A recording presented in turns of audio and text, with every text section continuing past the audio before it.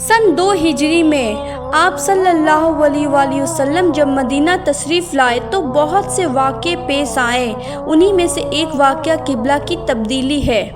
جب تک حضور صلی اللہ علیہ وسلم مکہ میں رہے تو خانہ کعبہ کی طرف مخ کر کے نماز پڑھتے رہے، مگر ہجرت کے بعد جب آپ مدینہ منورہ تشریف لائے تو خداوند تعالیٰ کا یہ حکم ہوا کہ آپ اپنی نمازوں میں بیت المقدس کو اپنا قبلہ بنائیں۔ چنانچہ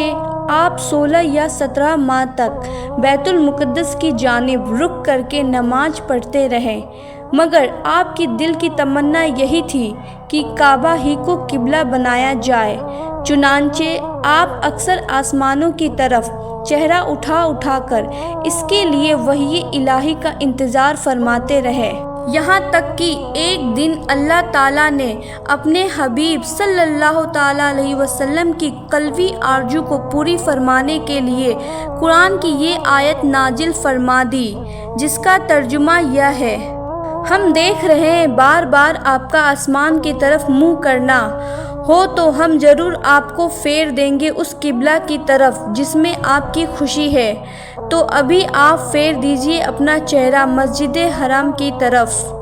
چنانچہ حضور اقدس صلی اللہ تعالیٰ علیہ وسلم قبیلہ بنی سلمہ کی مسجد میں نماز ظہر پڑھا رہے تھے کہ حالات نماز ہی میں وحی نازل ہوئی اور نماز ہی میں آپ نے بیت المقدس سے مڑ کر خانہ کعبہ کی طرف اپنا چہرہ کر لیا،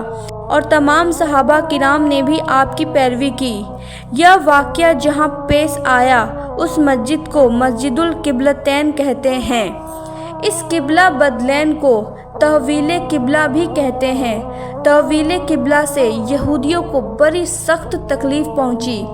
جب تک حضور صلی اللہ تعالیٰ علیہ وسلم بیت المقدس کی رخ کر کے نماز پڑھتے رہے تو یہودی بہت خوش تھے اور فخر کے ساتھ کہا کرتے تھے کہ محمد صلی اللہ تعالیٰ علیہ وسلم بھی ہمارے ہی قبلہ کی طرف رخ کر کے عبادت کرتے ہیں۔ مگر جب قبلہ بدل گیا تو یہودی اس قدر برہم اور ناراض ہو گئے کہ وہ طعنہ دینے لگے کہ محمد صلی اللہ تعالیٰ علیہ وسلم ان کی مخالفت میں ہی قبلہ کی تبدیلی کی ہے۔